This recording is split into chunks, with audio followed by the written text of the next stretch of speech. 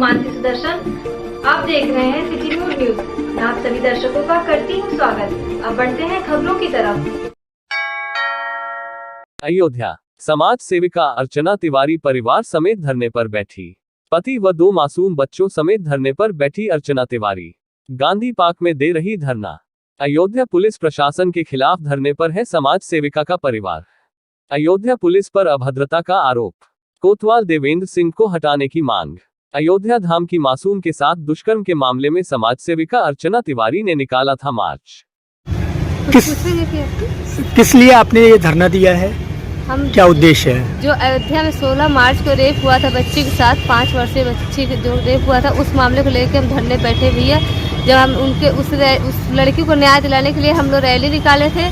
2-3 rally निकली। चौथे दिन मेरी रैली निकलने वाली थी, लेकिन स्थगित हुई कुछ कारणों की वजह से। इसके लिए प्रशासन हमको घर पे आई थी धमकी देने के लिए कि आप रैली निकालेंगी तो आपका और आपके पति का हाथ पैर तोड़ के बैठा दिया जाएगा, आप रैली नहीं निकाल सकती है, आपके ऊपर इतना मुकदमा दर्ज कर दिया जाएगा कि आपका ज़िंदगी बर्बाद हो जाएगा। और मेरा हाथ पकड़ के उन्होंने जो देवकाली कोतवाल हैं वो हाथ पकड़ के मुझे गाड़ी में बैठाने की कोशिश की और मेरे पति को गाड़ी में बैठा चुके थे।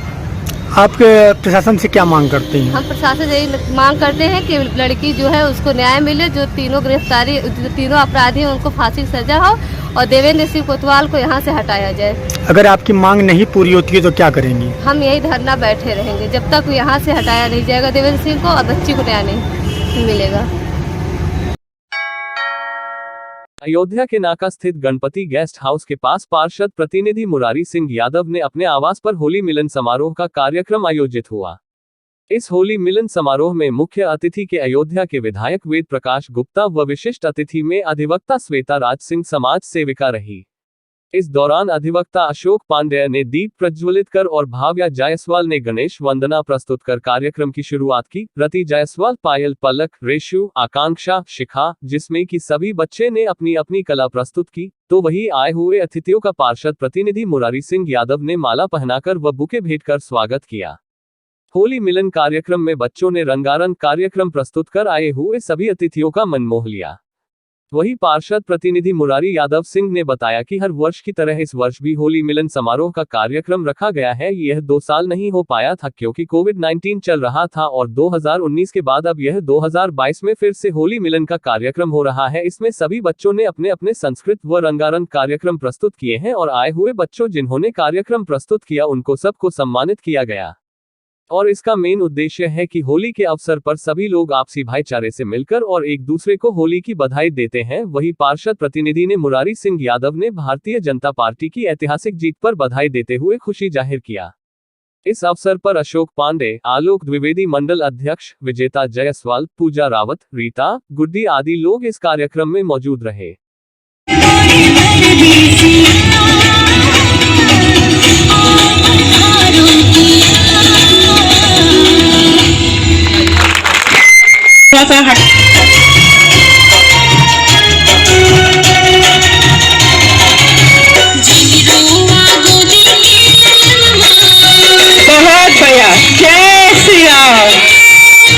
वेद गुप्ता जी विधायक जी सांसद जी भी थे, लेकिन वो दिल्ली चले गए हैं 5 बजे शाम को।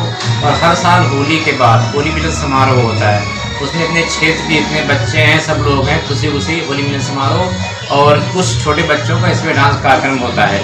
2 साल कोरोना काल में नहीं हो पाया, इसके पहले 2019 में हुआ था। इन बच्चों ने बहुत जिद किया, फिर 2022 में हम लोगों ने इसका कार्यक्रम किया। आज चीफ गेस्ट वेद प्रकाश गुप्ता जी हैं, सांसद जी मौके पे नहीं हैं। इसके अलावा अशोक पांडे जी हैं, श्वेता राज सिंह है, इस तरीके काफ़ी आलोक द्विवेदी जी हैं मंडलीय अध्यक्ष देवपाली मंडल के। इस तरीके से काफ़ी कार्यकर्ता हैं, महिलाएं भी काफ़ी हैं और काफ़ी अच्छा कार्यक्रम हो रहा है। क्या हो रहा है? के औरत पर बच्चों को संगीत है और उसके साथ साथ सबको भोजन भी है और होली का मिलन है। ये तो बड़ा सौभाग्य था कि अयोध्या की सीट अति आवश्यक थी, वो जीतना बहुत जरूरी था और यूपी में सरकार बनना भी जरूरी था। उसके लिए हम लोग अपनी क्षेत्र की जनता के बहुत बहुत आभारी हैं। उन लोगों ने ये सीट दिला करके और अयोध्या सीट जितवाई और यूपी में सरकार बनाई। क्या संदेश देंगे इस होली मिलन और क्या अवसर? होली मिलन के अवसर पर ये संदेश आता है कि क्षेत्र की जनता मिलजुल के रहे, इसी तरीके से विकास कार्य होते रहे क्षेत्र में और क्षेत्र की जनता सुखपूर्वक रह सके। क्या नाम है आपका? मुरारी सिंह यादव, मैं पूर्व में सभासद था, वर्तमान में मेरी पत्नी श्रद्धा यादव पार्षद।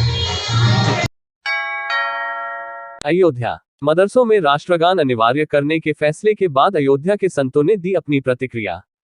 संतों ने मुख्यमंत्री के फैसले का किया स्वागत, दिया धन्यवाद। हजारों वर्षों से भारतीय संस्कृति राष्ट्रवाद और राष्ट्रीयता छिन्न भिन्न रही, उसको संवारने का मुख्यमंत्री योगी आदित्यनाथ कर रहे हैं काम। मदरसों में पढ़ाने वाले शिक्षक और संचालकों को राष्ट्रगान से क्यों है इतनी तकलीफ, जबकि वंदे मातरम राष्ट्रगान राष्ट्रीयता की है पहचान।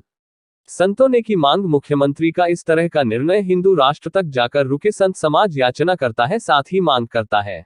मैं इसके लिए माननीय मुख्यमंत्री योगी आदित्यनाथ जी का व्यक्तिगत रूप से और अयोध्या संत समिति की ओर से, संत समिति के महामंत्री होने के नाते, संपूर्ण साधु समाज से और संपूर्ण भारतवर्ष नहीं संपूर्ण विश्व के सनातन धर्म मतावलंबी जितने लोग हैं उनके तरफ से कोटिशा हार्दिक बधाई और धन्यवाद देना चाहूँगा कि हजारों वर्षों से जो हमारे भारतवर्ष की सांस्कृतिक राष्ट्रवाद राष्ट्रीयता छिन्न भिन्न रही है उसको संवारने का काम उन्होंने किया है और यह बहुत बड़े जन भावनाओं का उन्होंने आदर किया है। इसके लिए बहुसा कोटिशा बहुत बहुत आभार और धन्यवाद है और आगे हिंदू राष्ट्र के निर्माण तक जाकर के यह अभियान रुके, इसके लिए उनसे याचना भी करते हैं, कामना भी करते हैं, मांग भी करते हैं। हम लोग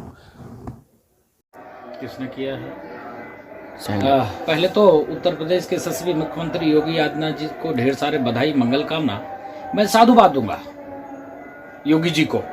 मदरसा ही नहीं सभी सरकारी संस्थान में होना चाहिए कि अनिवार्य किया। बहुत सुंदर कार्य किया है वंदे मातरम राष्ट्रीय गान, क्योंकि राष्ट्रीयता का पहचान शुरुआत होती है।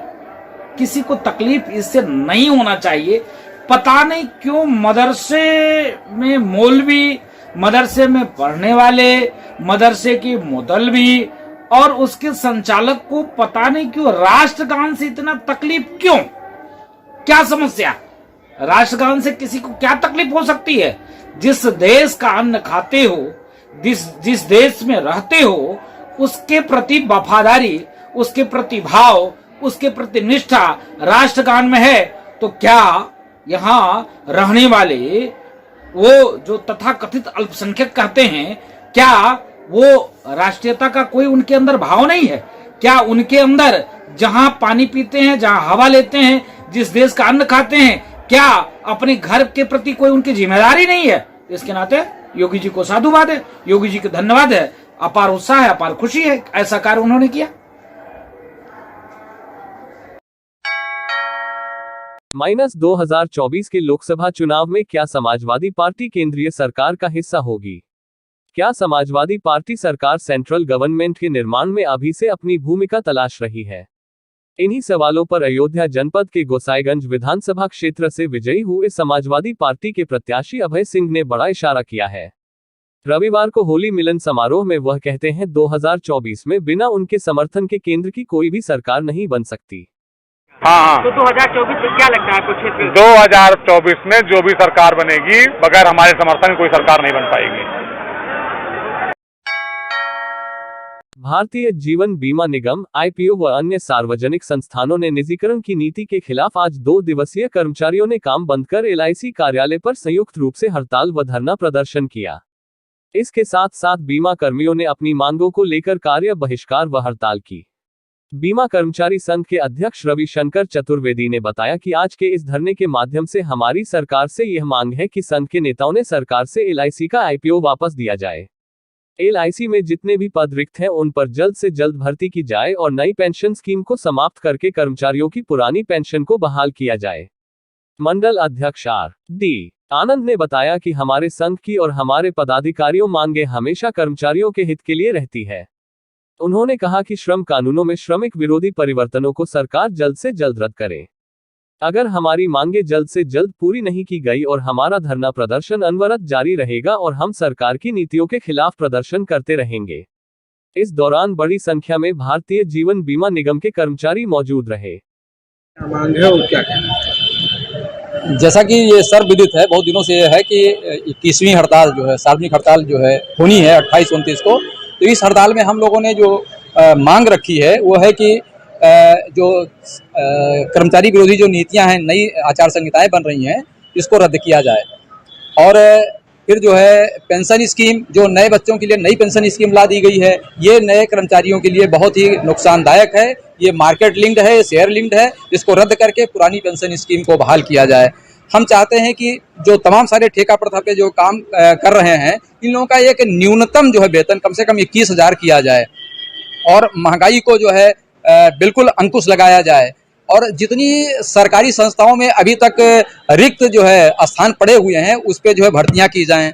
और तमाम जो ठेके प्रथा पे तमाम सारे लोग भर्ती किए जाते हैं, इनके स्थान पर एक इनका जो इनको रिक्रूट करके एक इनकी पदस्थापना की जाए, क्योंकि जरूरत तो है ही है। और LIC में 4th क्लास कर्मचारी बहुत अरसे से अपॉइंट नहीं हो रहे हैं, इनकी भी नियुक्ति की जाए। ये मुख्य रूप से हम लोगों की हैं। हम लोग बैंकों के और जनरल इंश्योरेंस के तमाम सारे जो लगभग 20 करोड़ लोग देश के जो हैं हड़ताल पे हैं, उन लोगों के साथ उनकी सहभागिता में, उनके जनहित रक्षा में हम लोग हड़ताल पे हैं, उनके समर्थन में। मैं RD आनंद, बीमा कर्मचारी संघ, फैजाबाद डिवीजन। सबसे पहले तो आपके चैनल के माध्यम से हम आपको बताना चाहेंगे कि ये जो हड़ताल हो रही है 2 दिन की हड़ताल है। 28 और 29 2 दिन हमारी हड़ताल है। इस हड़ताल के आयोजन में न केवल LIC बल्कि अन्य तमाम सारे संस्थान शामिल हैं और पूरे भारतवर्ष के पैमाने में तकरीबन 20 से 22 करोड़ लोग इसमें शामिल हैं। जहाँ तक LIC में हड़ताल क्यों है और LIC का संबंध है, तो हम आपको बताना चाहेंगे कि LIC में हड़ताल, LIC का जो इनिशियल पब्लिक ऑफर भारत सरकार ला रही है, यानी LIC का IPO जो भारत सरकार ला रही है, हम उस IPO के खिलाफ हैं। और हमारा मानना है कि इस LIC के IPO आने से जो भारत के 40 करोड़ पॉलिसी धारक हैं और उनके हितों के खिलाफ ये होगा और उनको जो फायदा आने वाले दिन में होना चाहिए उन पर जो है विपरीत असर पड़ेगा। इसलिए हम लोग इस LIC IPO का विरोध कर रहे हैं। इसके साथ ही LIC में तमाम सारे रिक्त पद खाली हैं। पिछले कई वर्षों से यहाँ पे कोई भर्ती नहीं हुई है, खासतौर से 4th श्रेणी में। तो 4th श्रेणी के जितने पद खाली हैं उन पे अविलंब भर्तियां की जाए। इसी बीच में हमारे प्रबंधन और सरकार की नीतियों के तहत ही कुछ आउटसोर्सिंग करने की बात चल रही है, ठेके पे काम कराने की बात चल रही है। तो हमारा मानना है कि जो रेगुलर बेसिस के काम है वहाँ पे रेगुलर अपॉइंटमेंट होना चाहिए, ना कि ठेके पे या जो है डेली बेसिस के रूप पे होना चाहिए। परमानेंट जॉब यहाँ पे लोगों को दिया जाना चाहिए। तो क्लास 3 और क्लास 4 में अविलंब रिक्रूटमेंट किया जाए। तीसरी जो हमारी मांग है कि LIC में पेंशन जो पुराने कर्मचारी थे उनको दूसरी मिलती है और 2004 के बाद जो हमारे यहाँ रिक्रूटमेंट हुए हैं उसमें पेंशन दूसरी मिलती है। तो हमारा इस सरकार से मांग है कि सभी को एक समान पुरानी पेंशन स्कीम दी जाए, ताकि ये जो पेंशन का बंटवारा है एम्प्लॉइयों के बीच में, ये बंटवारा ख़त्म हो। इसके अलावा जो तमाम सारे एक नागरिक होने की वजह से हमारे मुद्दे हैं, जैसे गैस के दाम बढ़ना, दवाओं के दाम बढ़ना, पेट्रोल डीजल के दाम बढ़ना, तो महंगाई भी एक बड़ा मुद्दा है। ये हमारे उद्योग को प्रभावित करता है, वो इस तरीके से प्रभावित करता है। आज के लिए बस इतना ही। कल फिर मिलेंगे इसी समय इसी चैनल पर। अब हमें दीजिए इजाजत। नमस्कार।